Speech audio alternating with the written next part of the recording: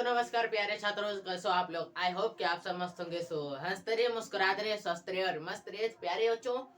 आज class start करते हैं और देखते हैं आज क्लास में क्या होने वाला है। आज फिलहाल करेंगे मैथ का वीवीआई सब्जेक्टिव क्वेश्चन। तो चलो भाई स्टार्ट करते हैं आप लोगों का क्लास। उससे फटाफट से आप लोग तैयार हो जाओ और चाहो तो पेन पेपर लेकर के बैठ सकते हो, क्योंकि वैसे भी जो बताएंगे उसको तो आपको समझना ही है। तो आप चाहो तो पेन पेपर लेकर के बैठ जाओ या फिर समझ लो। क्यों? क्योंकि आपके जो है एग्जाम का बहुत ही कम समय रह गया है। आप 15 से 20 दिन बच गया है, ठीक। तो अपनी तैयारी को भाई अच्छे से जो है खूब मेहनत करो, ठीक। और तैयारी भाई शानदार होनी चाहिए, ठीक। जब आप एग्जाम में लिखने बैठो तो आपको ये नहीं सोचना पड़ेगा कि भाई ये क्वेश्चन पढ़े हैं या फिर नहीं पढ़े हैं। एग्जाम में बैठो, क्वेश्चन देखो और जैसे ही क्वेश्चन मिलेगा आप लोगों के क्वेश्चन पहले पढ़ लेना और समझ में आ जाएगा उस टाइम की भाई ये क्वेश्चन हम पढ़े हैं, ठीक। तो ऐसा तैयारी रखो, ठीक। तो चलो भाई स्टार्ट करते हैं आप लोगों का क्लास, ठीक। देखो भाई ये क्वेश्चन, इस क्वेश्चन में क्या कह रहा है। इस क्वेश्चन में कह रहा है कि पहले क्वेश्चन देख लो, त्रिकोणमितीय क्वेश्चन है, ठीक। कह रहा है क्या कि यदि sin 3a इक्वल टू क्या है cos a माइनस 26 डिग्री हो, तो जहां क्या है 3 एक न्यून कोण है, तो कह रहा है ए का मान ज्ञात कीजिए। ऐसा क्वेश्चन पूछ रहा है, ठीक। ए का मान ज्ञात करना है और फाइनली कुछ नहीं करना है, ए का मान ज्ञात करना है। तो देखो यहाँ पर ए का मान यानी कि ए का मान क्या होना चाहिए, वो कैसे ज्ञात करेंगे वो समझ लो पहले। तो यहाँ पर एक चीज आप देख रहे हो भाई, वो क्या देख रहे हो पहले लिख लेना। जो देख रहे हो sin 3a इक्वल टू क्या देख रहे हो भाई cos a माइनस 26 डिग्री। ये चीज आप लोग लिख लेना, ठीक। ये चीज जब आप लोग लिख लेंगे तो एक चीज आपको बताते हैं। साइन थीटा इक्वल टू एक सूत्र हमने आप लोगों को पढ़ाया था, आप लोगों को याद है या फिर भूल गए। साइन थीटा इक्वल टू क्या होता है भाई cos 90 डिग्री माइनस थीटा। ये चीज होता है 90 डिग्री माइनस थीटा, ये चीज होता है भाई। ये सूत्र हमने आप लोगों को पढ़ाया था। याद आया कुछ? कुछ भी याद आया आपको? ये सूत्र हमने बताया था। यहाँ पर साइन 3a है। 3a को अगर हम थीटा के जगह पर 3a आया है, तो थीटा की जगह पर हमको 3a लिखना है। तो अगर साइन को हम कॉस में चेंज करेंगे तो हमको क्या आ जाएगा भाई, हमको आ जाएगा कॉस 90 डिग्री माइनस 3a। ये चीज आ जाएगा कि नहीं आ जाएगा? सो पहले बताओ, ये चीज आएगा। और हमारे पास यहाँ जो कॉस a माइनस 26 डिग्री है, इसको यहीं पर ऐसे ही रहने देंगे कॉस a माइनस 26 डिग्री। थोड़ा सा बैकग्राउंड साउंड आया होगा, कोई बात नहीं।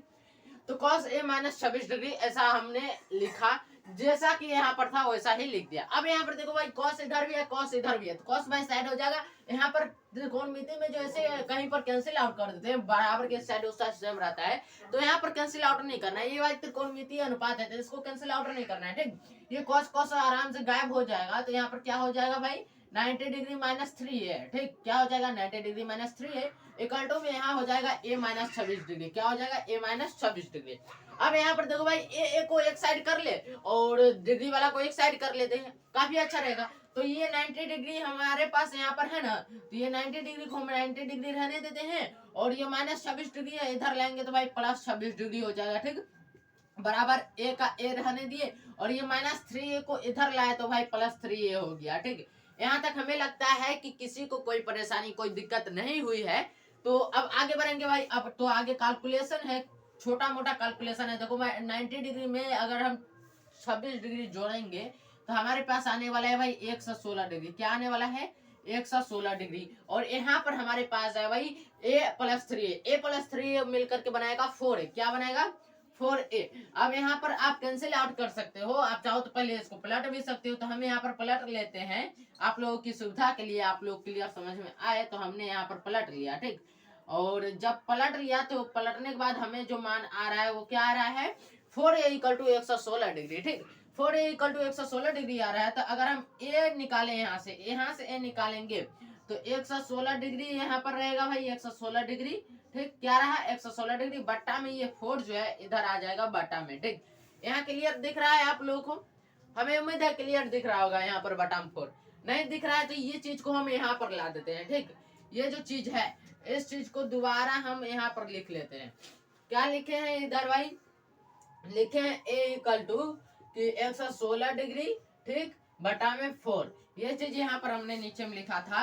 कोई बात नहीं, हमारे पास अगर आप लोगों को नहीं दिख रहा होगा तो वहां पर हम लिख दिए भाई। आप लोगों के लिए कोई भी टेंशन नहीं होनी चाहिए। अब यहाँ पर आप चाहो तो कैंसिल आउट कर सकते हो भाई, आराम से कैंसिल आउट हो जाएगा। तो कैंसिल आउट करो, 4 एकम 4, 4 दूना 8 हो गया और 4 छक्के 4 नमा 36। क्योंकि अगर 116 में आप 4 से भाग दोगे 4 से तो 4 दूना 8 घटाओगे तो भाई 3 आएगा, 4 नमा 36 हो गया, ठीक। तो 36 कैंसिल आउट, तो यहाँ पर 29 डिग्री हो रहा है। क्या हो रहा है? 29 डिग्री। तो इसको कितना आया भाई? 29 डिग्री आ गया आप लोगों को।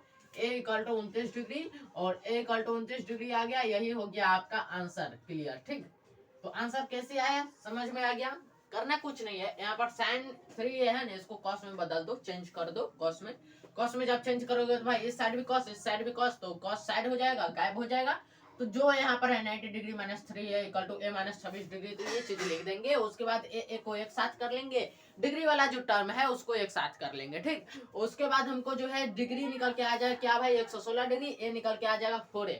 एक जब ए और 3a को जोड़ेंगे तो हमको आ जाएगा 4a। तो फाइनली निकल के आया 29 डिग्री, यहाँ पर 4a हो जाएगा। और जब ऐसा आ गया तो हम आगे थोड़ा कैलकुलेशन करेंगे, तो ए का मान जो है हमको आ गया भाई 29 डिग्री। तो क्लियर, समझ में आ गया। बस कैलकुलेशन है और कुछ नहीं है भाई। आपका जो एग्जाम है अच्छा जाएगा, टेंशन नहीं लो। इसी तरह से क्वेश्चन आएंगे, बस आप लोगों को थोड़ा सा दिमाग चलाना पड़ेगा और कुछ नहीं, ठीक। तो बस आप लोग इसका स्क्रीनशॉट ले सकते हो अपने रिवीजन के लिए। मैं साइड हो जाता हूँ। मैं यही उम्मीद करता हूँ भाई आप लोग क्लियर समझ रहे होंगे। अगर अभी 10-15 बच्चे क्लास करे रहे होंगे तो उसमें से अगर एक बच्चा को भी समझ में आ रहा है तो मेरी मेहनत भाई साकार हो रही है, ये मुझे उम्मीद है, ठीक। तो आप लोग क्लियर समझिए। जिसको नहीं समझ में आ रहा है, हमें नहीं उम्मीद है कि आप लोगों को समझ में नहीं आ रहा होगा, क्योंकि इतनी आसानी से भाई बताते हैं तो क्लियर समझ में आ रहा होगा, ठीक। तो मुझे उम्मीद है कि आप लोग इसका स्क्रीनशॉट ले चुके होंगे। तो चलिए भाई चलते हैं, हम नेक्स्ट क्वेश्चन पे देखते हैं नेक्स्ट क्वेश्चन क्या कह रहा है, ठीक। ये क्वेश्चन देखो भाई, बहुत ही आसान क्वेश्चन है। क्वेश्चन क्लियर दिख रहा है आप लोगों को? नहीं भी दिख रहा होगा तो हम क्लियर पढ़ के बता देते हैं। क्या कह रहा है कि यदि cot थीटा इक्वल टू क्या दिया हुआ है 7/8, ठीक। तो कह रहा है 1 plus sine theta into 1 minus sine theta बट्टा 1 plus cos theta into 1 minus cos theta का मान ज्ञात करे, ठीक। किसका मान ज्ञात करना है? देखो दिया हुआ है cot थीटा इक्वल टू क्या दिया हुआ है? cot थीटा इक्वल टू आप लोगों को दिया हुआ है 7/8, ठीक। ये चीज दिया हुआ है आप लोगों को, ठीक। 7/8 यहाँ पर क्लियर है। 7/8 ये चीज दिया हुआ है। आपको कह रहा है 1 plus sine theta into 1 minus sine theta, ठीक, बट्टा 1 plus cos theta into 1 minus cos theta. इसका मान निकालने के लिए कह रहा है, ठीक। तो ऐसा क्वेश्चन है तो आपको इसको कैसे बनाना है बताते हैं। देखो भाई 1 plus sine theta into 1 minus sine theta, इस ये किस सूत्र पर आ रहा है? A plus B into A minus B वाले सूत्र पर, ठीक। तो 1 plus sine theta into 1 minus sine theta को हम इस प्रकार से लिखेंगे 1 का स्क्वायर माइनस साइन थीटा का स्क्वायर, ठीक। ये हो गया। और बटा में क्या है भाई? 1 plus cos theta into 1 minus cos theta. ये भी उसी सूत्र पर आ रहा है, A plus B into A minus B equal to A square minus B square. तो ए हम किसको माने भाई? एक को। तो एक को ए माने हैं तो एक का स्क्वायर करो, ठीक। माइनस बी माने हैं कॉस थीटा को भाई, तो यहाँ पर कॉस थीटा का स्क्वायर करो, ठीक। ये चीज आ गया। ऐसा कर दिए हम लोग, ठीक।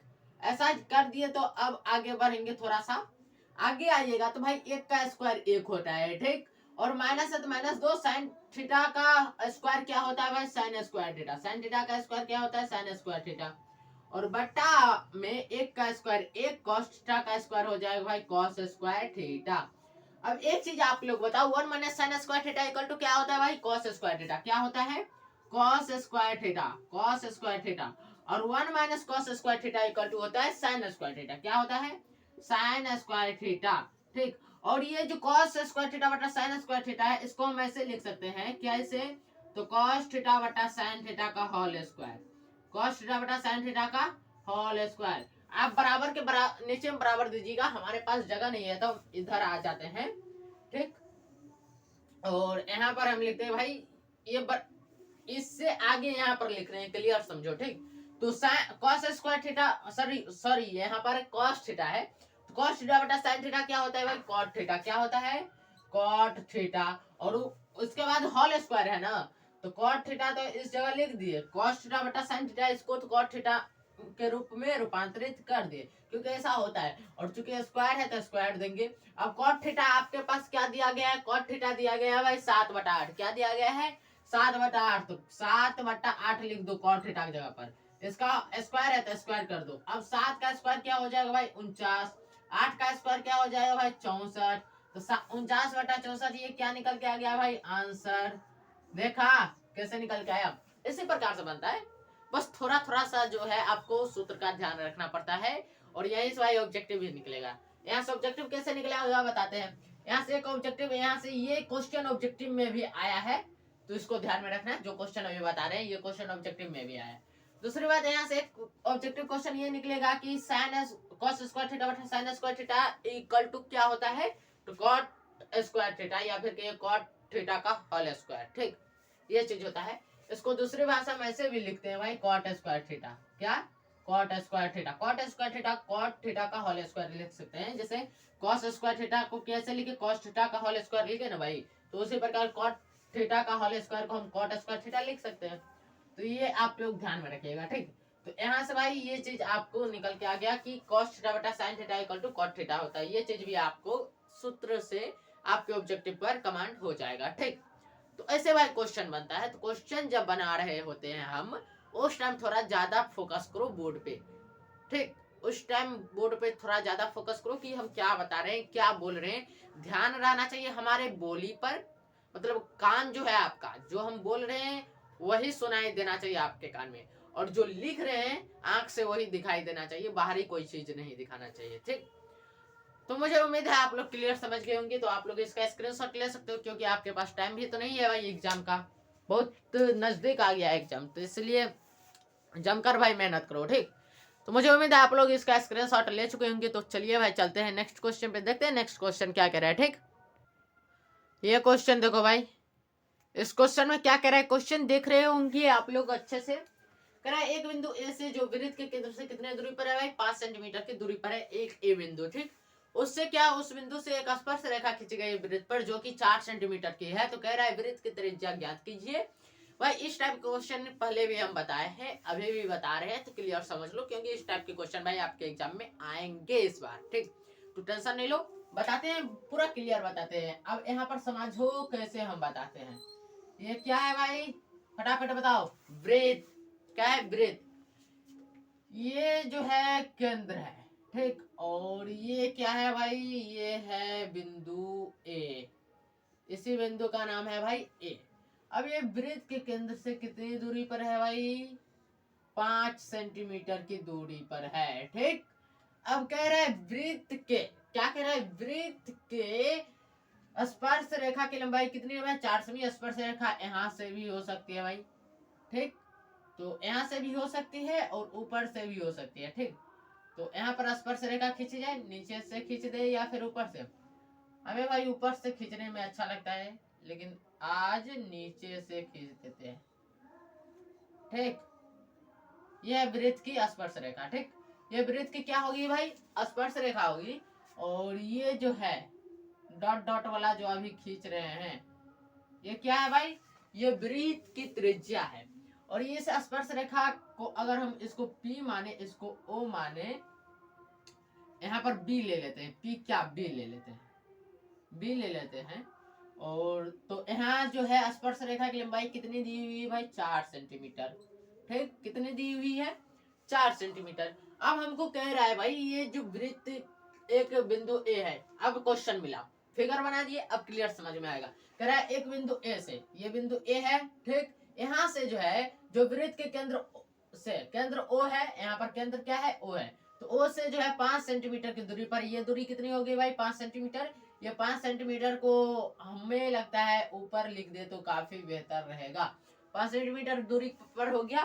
ठीक, और क्या कह रहा है, वृत्त पर स्पर्श रेखा की लंबाई कितनी है, 4 सेंटीमीटर। यह स्पर्श रेखा है भाई, यहाँ बिंदु बी से ए के बीच जो है स्पर्श रेखा है, तो यह कितनी है भाई, 4 सेंटीमीटर। कितनी है, 4 सेंटीमीटर। तो कह रहा है वृत्त की त्रिज्या ज्ञात कीजिए। वृत्त की त्रिज्या यहाँ पर भाई ओबी बन रहा है, क्या बन रहा है, ओबी। तो ये ओबी हमको ज्ञात करना है। अब एक चीज क्लियर बताते हैं, वृत्त पर जो स्पर्श रेखा बनती है ना, तो उस वृत्त पर जो स्पर्श रेखा बनती है, स्पर्श रेखा वृत्त पर खींची गई स्पर्श रेखा और त्रिज्या के बीच 90 डिग्री का कोण बनता है। ठीक, ये यानी कि त्रिज्या और वृत्त की स्पर्श रेखा दोनों मिलकर के क्या बनाते हैं, समकोण बनाते हैं। क्या बनाते हैं, समकोण बनाते हैं। और यही अगर केंद्र से जो रेखा खींची गई है स्पर्श रेखा तक, और वो स्पर्श रेखा और त्रिज्या तीनों अगर मिल जाए तो अब क्या बनता है भाई, समकोण त्रिभुज। यानी कि कहने का मतलब यहाँ जो कोण बन रहा है वो कौन सा कोण बन रहा है भाई, 90 डिग्री का कोण बन रहा है। कितने डिग्री का, 90 डिग्री का। आपको भाई ये लंब मालूम है, कर्ण मालूम है, आपको क्या निकालना है, आधार। यानी कि यहाँ पर अगर त्रिभुज में देखो तो आधार, ठीक, और अगर हम त्रिज्या वृत्त में देखें तो यहाँ पर त्रिज्या। कुछ भी कीजिए, हमें तो ओबी ही ना निकालना है भाई। आप इसको लंब मानो या फिर इसको लंब मानो, हमको तो निकालना है भाई ओबी। ठीक, किसा क्या निकालना है, ओबी। तो ओबी के लिए हम क्या लिखेंगे भाई, ओबी इक्वल टू अंडर रूट, ठीक, ओ ए का होल स्क्वायर, क्योंकि ओ ए जो है वो कर्ण दिखाता है, ठीक, तो ओ ए का होल स्क्वायर, ठीक, और माइनस ए बी का होल स्क्वायर, ठीक। ये चीज कीजिएगा तो आपको ओ बी निकलेगा। ये कौन सा सूत्र है भाई, तो यहाँ पर अगर रूट हम हटाते हैं तो यहाँ ओ बी का होल स्क्वायर इक्वल टू क्या हो जाएगा भाई, ओ बी का होल स्क्वायर इक्वल टू हो गया हमारे पास ओ ए का whole square minus A B का होल स्क्वायर, और यही अगर हम स्क्वायर हटाते हैं तो ओ बी इक्वल टू हो जाता है भाई अंडर रूट ओ ए का होल स्क्वायर, ठीक, माइनस ए बी का होल स्क्वायर, ठीक। ये आ गया आप लोग को। आगे जब आप आइएगा तो ओ बी यहाँ पर पीछे में हम लिख देते हैं, क्लियर रहेगा आप लोगों के लिए, ठीक। और यहाँ पर क्या हो जाएगा भाई, यहाँ पर हो जाएगा ओ ए आपके पास क्या है भाई, 5 सेंटीमीटर, यहाँ पर 5 का whole square, minus A B क्या है भाई, 4 सेंटीमीटर, तो यहाँ 4 का होल स्क्वायर। आगे आ जाए, आगे आएंगे तो आगे देखो क्या मिलने वाला है, 5 का होल स्क्वायर क्या होगा भाई, 25, और यहाँ पर 4 का होल स्क्वायर 16। कुछ गड़बड़ तो नहीं हो रहा है भाई, कुछ गड़बड़ नहीं। वो भी इक्वल टू क्या हो जाएगा, घटाओगे तो भाई आ जाएगा 9, अंदर रूट में 9, और 9 का वर्गमूल क्या होता है भाई, 3, क्या होता है 3। तो यहाँ ओ भी इक्वल टू निकल के क्या आ गया भाई, 3 सेंटीमीटर आंसर। क्लियर है, बहुत ही स्थिर से, बहुत ही आसान, बहुत ही सरल ऐसा क्वेश्चन देखे हो भाई। बस फिगर आप लोगों को समझ में आ जाना चाहिए। फिगर समझ में आ गए, पाइथागोरस प्रमेय आप लोग लगा दी, पाइथागोरस प्रमेय लगाए तो आपको क्या मिल के आ गया भाई, ओबी निकल के आ गया। यानी कि ये जो ओबी है वृत्त की त्रिज्या है, तो यहाँ पर लिख सकते हैं अतः, क्या लिख सकते हैं भाई, अतः वृत्त की त्रिज्या, वृत्त की त्रिज्या इक्वल टू क्या निकल के आया आप लोगों को, निकल के आया भैया 3 सेंटीमीटर, और यही हमारा आंसर है। आप यहाँ से आंसर मिटा दीजिए। क्या, जब एक स्टेप आगे बढ़ गए तो आगे यहाँ जो था वो मिटा देते हैं, ठीक। तो मुझे उम्मीद है आप लोग क्लियर समझ गए होंगे, बड़ा ही आसान भाषा में समझाए भाई, फिगर बना करके। तो अब आप लोग इसका स्क्रीनशॉट ले सकते हो। मुझे उम्मीद है कि आप लोग इसका स्क्रीनशॉट ले चुके होंगे। तो चलो भाई चलते हैं नेक्स्ट क्वेश्चन पे, ठीक। चलो भाई चलते हैं नेक्स्ट क्वेश्चन पे। हाँ तो भाई ये क्वेश्चन शायद क्लियर नहीं दिख रहा है, चलो भाई कोई बात नहीं, हम है तो सब कुछ मुमकिन है भाई। क्लियर कहां पर नहीं दिख रहा है, यहां से क्या, इसको अभी क्लियर करते हैं। क्या कह रहा है, ज्ञात करें, ठीक, जिसकी जिसकी क्या है, जिसकी त्रिज्या 44 सेंटीमीटर, परिधि 44 सेंटीमीटर। हाँ अब क्लियर दिख रहा होगा, नहीं दिख रहा है तो भाई अभी पढ़ देते, ठीक है। क्या कह रहा है, एक वृत्त का चतुर्थांश का क्षेत्रफल ज्ञात करें जिसकी परिधि 44 सेंटीमीटर है। पहले भाई एक वृत्त बना लेते हैं, यह भी आप लोगों को समझाते हैं। वैसे तो वृत्त बनाना ही भाई, ये वृत्त नहीं होने कुछ और बनी है। चलो कोई बात नहीं, यहाँ पर ये मान के चलो वृत्त का केंद्र है, ठीक। अब यहाँ पर क्या कह रहा है, इस वृत्त का जो परिधि है वो कितना है भाई, परिधि मतलब क्या, ये जो गोलाई है ये क्या है भाई, गोलाई, परिधि कितना है भाई, 44 सेंटीमीटर, ठीक, 44 सेंटीमीटर। अब यहाँ पर कह रहा है इस वृत्त का चतुर्थांश का क्षेत्रफल ज्ञात करें। पर चतुर्थांश निकालने का मतलब क्या होता है मालूम है, इस प्रकार से अगर आप करोगे तो ये चतुर्थांश हो गया, वृत्त में कितने चतुर्थांश होंगे, 4। भाई चतुर्थांश वैसे चतुर्थांश 4 होते हैं, चतुर्थांश 4 होते हैं। अब इसमें कह रहा है वृत्त के चतुर्थांश का क्षेत्रफल ज्ञात करें, मतलब कोई एक चतुर्थांश का क्षेत्रफल ज्ञात करना है तो हम एक चतुर्थांश का क्षेत्रफल यहाँ पर ज्ञात करेंगे। ठीक, तो यहाँ पर देखो भाई, अब ये एक चतुर्थांश निकल के आ गया। अगर हम वृत्त का एक चतुर्थांश का क्षेत्रफल निकालेंगे तो ये वाला भाई साइड हो जा, ठीक, ये साइड हो गया। तो इसको हम आभासी रख सकते हैं इस वृत्त को, ठीक, तो आभासी कर लेते हैं, इसको क्या कर लेते हैं भाई, आभासी। ये मतलब इसको, इसकी हम कल्पना कर रहे हैं कि ये क्या है भाई, ये एक वृत्त है। वृत्त गलत तो बन रहा है भाई, चलो सही बना लेते हैं।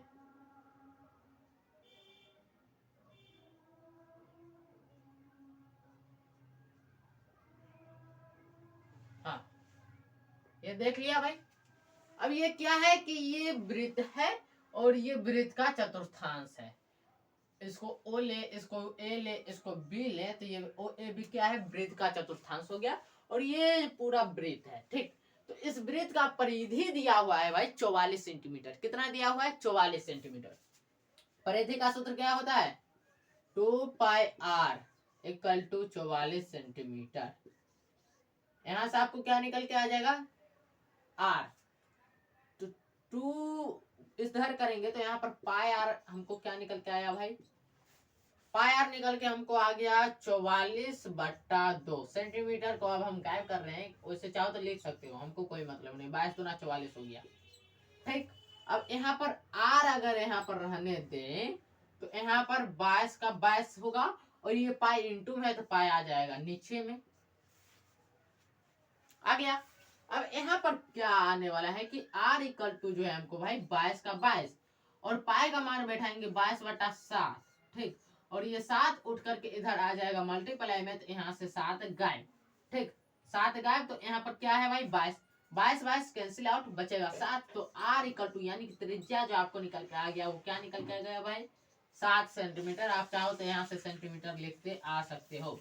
7 सेंटीमीटर आपको जो है त्रिज्या निकल के आ गया। अब आपको चतुर्थांश का क्षेत्रफल निकालना है। क्या, चतुर्थांश का क्षेत्रफल इधर निकाल दे। यहाँ लिखते हैं भाई चतुर्थांश का क्षेत्रफल, चतुर्थांश का क्षेत्रफल। चतुर्थांश का क्षेत्रफल इक्वल टू क्या होता है भाई, 1/4 पाई आर स्क्वायर, ये सूत्र होता है। अब इसको बताते हैं क्लियर कैसे होता है। वृत्त का क्षेत्रफल का क्या सूत्र होता है, पाई आर स्क्वायर। और चतुर्थांश निकालिएगा तो 4 से भाग दोगे ना भाई, उसी को लिखते हैं भाई 1/4। अब क्लियर समझ में आया।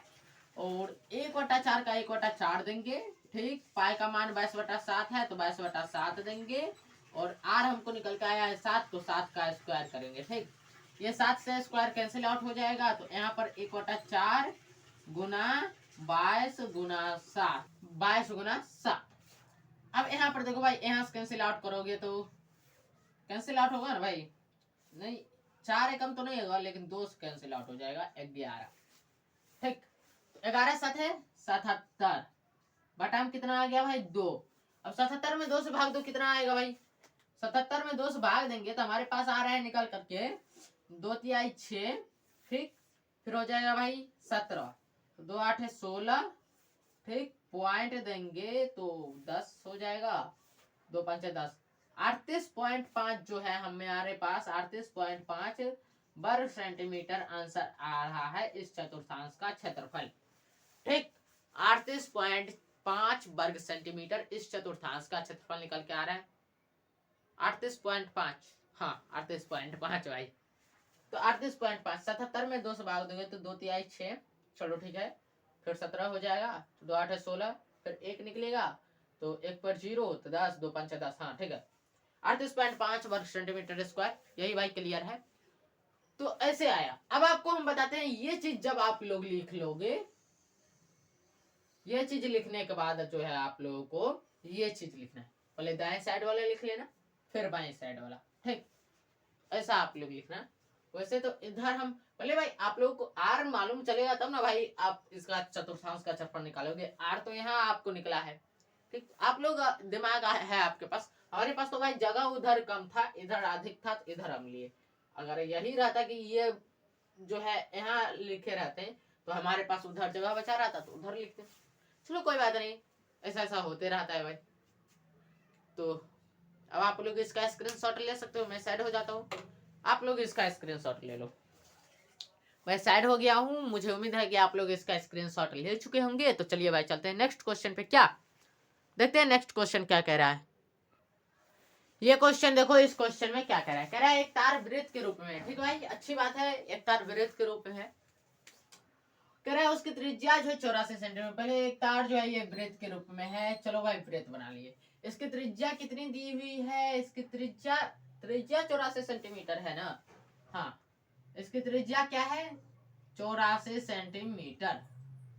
इसकी त्रिज्या 84 सेंटीमीटर। अब कह रहा है इसी वर्ग की भुजा, मतलब इसी वृत्त के इसी तार से जो है एक वर्ग बनाया जाता है। ठीक, इसी तार से क्या बनाया जाता है, एक वर्ग बनाया जाता है। ठीक, ये वर्ग बन गया। अब कह रहा है कि इस वर्ग की भुजा ज्ञात करना है। ठीक, मतलब ये जो भुजा बन रहा है, आप लोग जानते हो वर्ग की सभी भुजा बराबर होते हैं, तो ये जो भुजा है ये कोई एक भुजा ज्ञात करना है। तो एक चीज बताते हैं, इसी तार से अगर बन रहा है तो जितना भाई इसका परिधि होगा, इस वृत्त का परिधि जितना होगा उतना ही भाई इस वर्ग का परिमाप भी होना चाहिए। क्लियर, क्योंकि इसी तार से बनाया गया है। जितना, अगर तार को लंबा भी नहीं किया गया है, तार की जितनी लंबाई है उतनी ही है, तो इस तार से जितनी लंबाई इस तार की उसी उतनी ही लंबाई से जो है एक वृत्त बनाया गया है, उसकी जो है एक भुजा ज्ञात करना है। एक चीज बताओ, वृत्त का जो ये बाहरी पृष्ठ है, यानी कि ये जो है परिधि, वृत्त का जो ये परिधि है, ये परिधि वर्ग के परिमाप के बराबर होना चाहिए। क्यों, कहने का मतलब कि वृत्त का परिमाप जो है वर्ग के परिमाप के बराबर होगा। हाँ भाई होगा, क्योंकि इसी तार से जो है बनाया गया है वृत्त।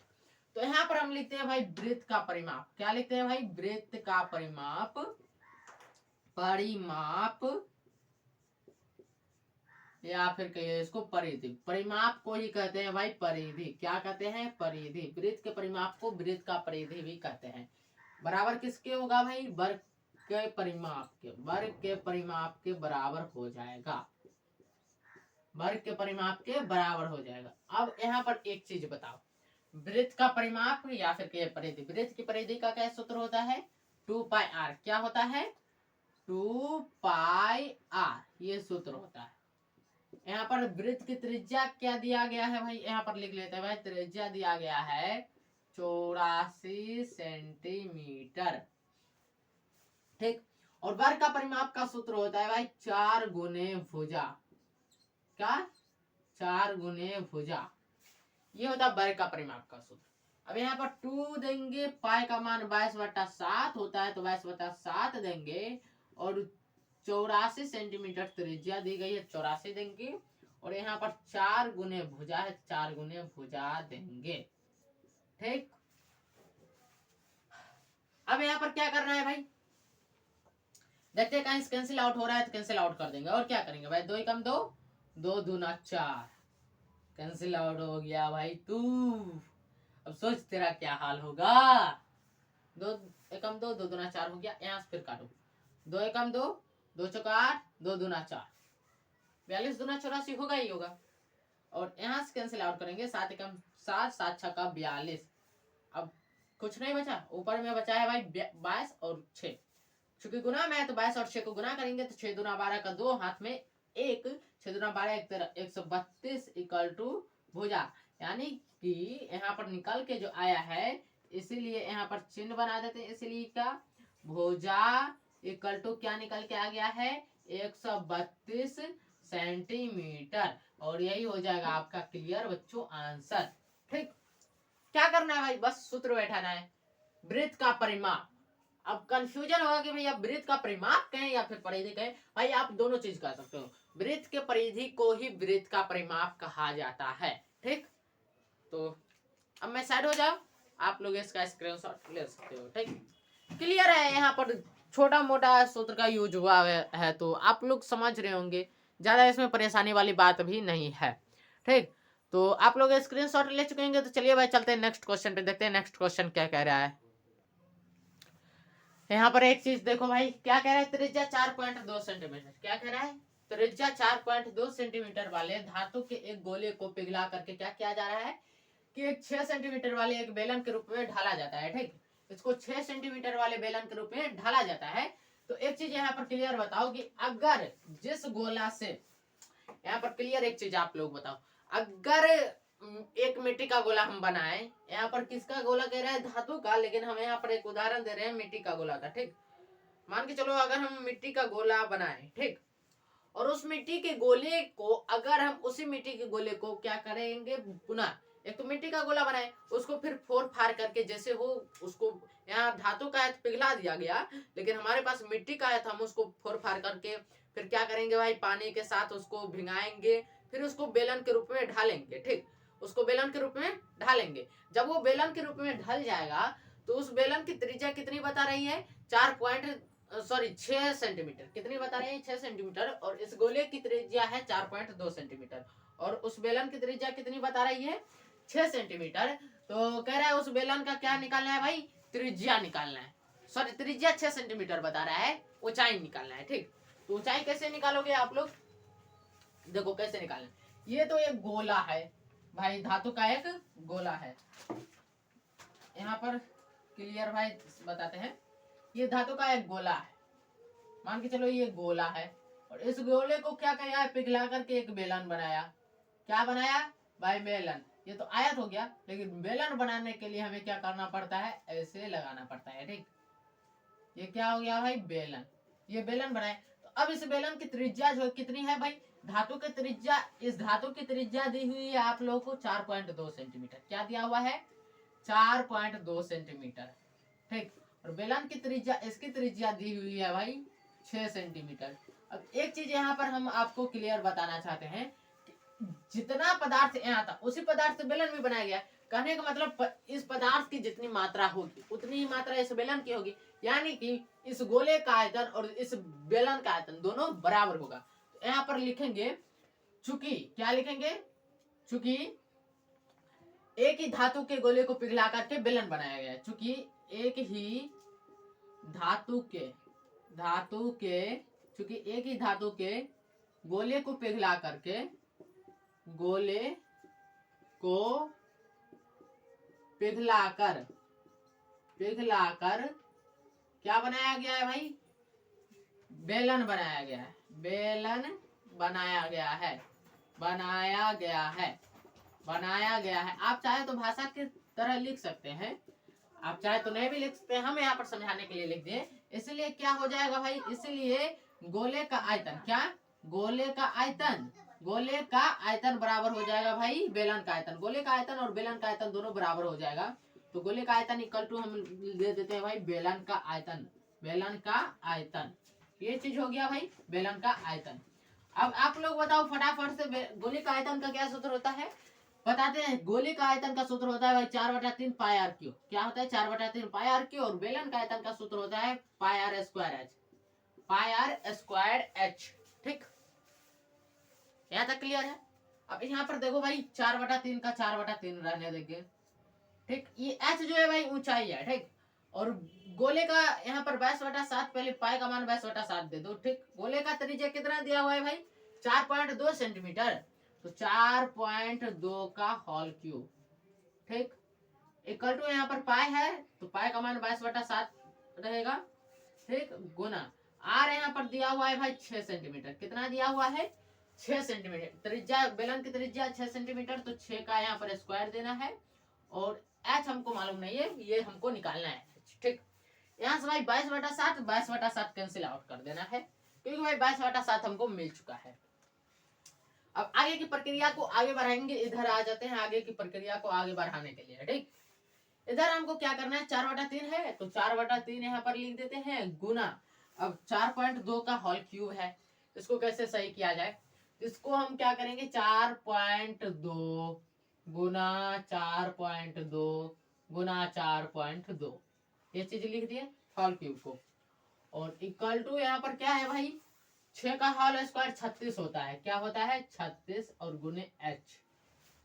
ठीक, अब यहाँ पर क्या किया जाए, इसके लिए देखते हैं आराम से। यहाँ पर 1 का काम कर देंगे, बट दशमलव हटाएंगे 0 हो जाएगा। यहाँ पर 3 एकम 3 और यहाँ पर हो जाएगा भाई 3 एकम 3, 3 छक्का 16 दूना 32, 16 48 होता है भाई। 14 दूना 32, 14 42, 14 होगा यहाँ, क्या होगा 14, यहाँ पर 14 हो जाएगा। और यहाँ पर आप कैंसिल आउट करना चाहते होंगे तो 2 दूना 4, 2 5 से 10, ठीक। फिर यहाँ पर एक दशमलव उड़ा दो तो यहाँ 10 हो जाएगा। तो यहाँ पर 2 एकम 2, 2 5 से 10। फिर यहाँ पर चाहो तो इसको उड़ा दो, यहाँ पर हो जाएगा 10। आप चाहो तो ऐसे क्रिया कर सकते हो, प्रक्रिया कर सकते हो, लेकिन मेरा मन नहीं कर रहा है ऐसे करने का, ठीक। क्योंकि ज्यादा कटकुट करने से कोई फायदा होने वाला है नहीं, ठीक। तो यहाँ पर तो 10 ही रहने देते हैं, और यहाँ पर भाई हम नहीं कटकुट करेंगे। यहाँ पर 4 है तो भाई बेचारा 4 को रहने देते हैं, क्यों ज्यादा कटकुट करेंगे।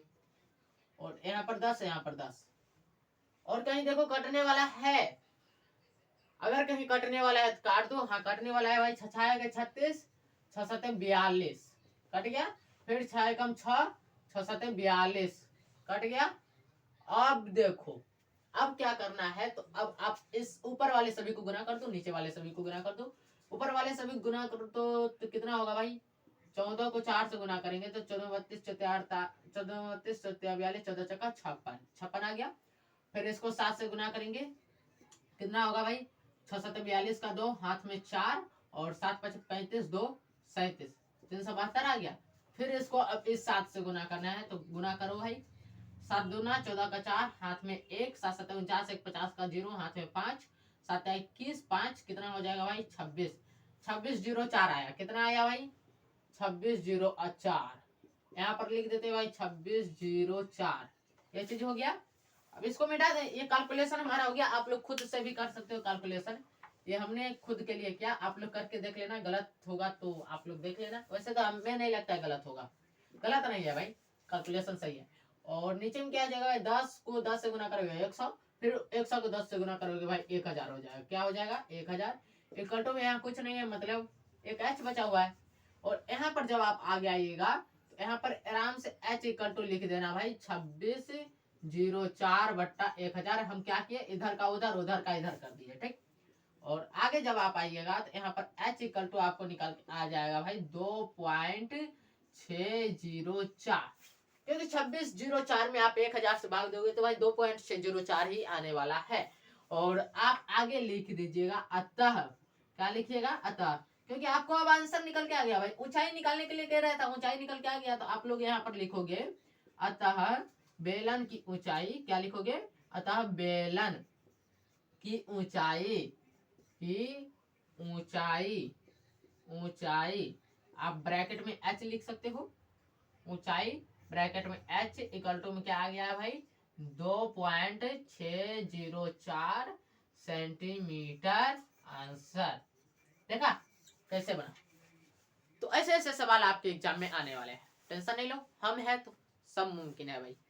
तो यहाँ पर देखो आप लोगों को यहीं पर थोड़ा जो है कचरा लग रहा होगा, भाई कितना कचरा कर दिया भैया। तो यहाँ पर जो है कैलकुलेशन है, आप लोग चाहो तो खुद से भी कचरा कर सकते हो, मेरे को कोई परेशानी नहीं। तो आप लोग कैलकुलेशन करना वहां पे, यहाँ क्लियर समझ। आपको मेन फोकस कहाँ पर करना है भाई, यहाँ पे 4/3 पाई आर क्यू और पाई आर स्क्वायर। कैसे, तो गोले का आयतन और बेलन का आयतन दोनों बराबर है, गोले का आयतन का सूत्र मालूम होना चाहिए, 4/3 पाई आर क्यू होता है, और बेलन का आयतन का सूत्र पाई आर स्क्वायर हो जाए। जब ये दोनों चीज आपको मालूम होगा, ये चीज आपको मालूम रहेगा, तो आप लोग सवाल बना सकते हो, ठीक। इधर क्या है भाई, इसके बाद तो यहाँ तो कैलकुलेशन है भाई, इधर पूरा कैलकुलेशन है। कैलकुलेशन में थोड़ा टाइम लगेगा, वैसे भी कैलकुलेशन में टाइम लगता है, जैसा कैलकुलेशन वैसा टाइम लगेगा।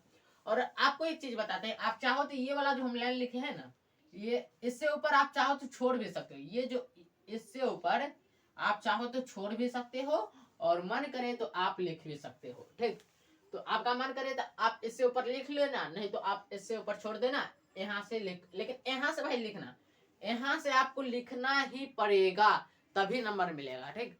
इससे ऊपर आप छोड़ दोगे कोई परेशानी नहीं है, लेकिन ये छोड़ दोगे तो भाई परेशानी, बहुत बड़ा परेशानी। तो यहाँ से आप लोग लिखना और पूरा जाना, ये नहीं छोड़ना, ये भी लिख देना, ठीक। तो मुझे उम्मीद है आप लोग क्लियर समझ गए होंगे। तो अब मैं साइड हो जाऊं, आप लोग इसका स्क्रीनशॉट ले सकते हो भाई। भाई आप लोग के लिए इतना मेहनत है तो एक काम थोड़ा कर दो, जो चैनल पर नए हो भाई सब्सक्राइब कर लो और वीडियो को लाइक कर दो, ठीक। बस यही ख्वाहिश रहती है आप लोगों से। मुझे उम्मीद है आप लोग इसका स्क्रीनशॉट ले चुके होंगे स्क्रीनशॉट इसका। थोड़ी थोड़ी सी ख्वाहिश रहती है जो कि आप लोग हमारा थोड़ा थोड़ा ख्वाहिश पूरा कर दीजिए, उसी में हम खुश हो जाएंगे। और क्लास अच्छा लगा हो तो भाई प्यारा सा कमेंट कर दीजिएगा। हम भाई आप लोगों के लिए पूरी ईमानदारी के साथ मेहनत करते हैं। वो अलग बात है कि एक आध दिन जो है हम अब्सेंट हो जाते हैं, वैसी परिस्थिति आ जाती है भाई। एग्जाम हमारा भी आ जाता है कभी कभी, तो एग्जाम तो भाई हम भी नहीं छोड़ सकते और ना ही आप लोग को एग्जाम में अच्छे करने से रोक सकते हैं। इसलिए भाई हम अकेले ही दोनों काम पर ध्यान देते हैं। फिलहाल हमारे साथ कोई नहीं है, बस आप लोग हैं। आप लोग साथ हैं तो भाई अच्छी बात है, और मैं आप लोगों के साथ हूँ भाई। तो चलो भाई, मिलते हैं नेक्स्ट क्लास में। तब तक के लिए हंसते रहिए, मुस्कुराते रहिए, स्वस्थ रहिए और मस्त रहिए। अपने छोटे भाई बहन अगर आपके अगल बगल में 10th में आने वाले होंगे या फिर 9th में आने वाले होंगे तो उनको बता दीजिएगा ये चैनल, और उनसे सब्सक्राइब करवा दीजिएगा, क्योंकि इस चैनल पर अब अगला बैच आप लोग ही ला सकते हैं। फिलहाल आप लोग जो है अपने एग्जाम पर फोकस करें, अभी ये काम नहीं करें। आप लोगों का एग्जाम हो जाएगा तब ये काम करना है, ठीक। फिलहाल अपने एग्जाम पर फोकस करो, ठीक। तो चलो प्यारे साथियों, मिलते हैं नेक्स्ट क्लास में। तब तक के लिए हंसते रहिए, मुस्कुराते रहिए, स्वस्थ रहिए और मस्त रहिए। जय हिंद, जय भारत।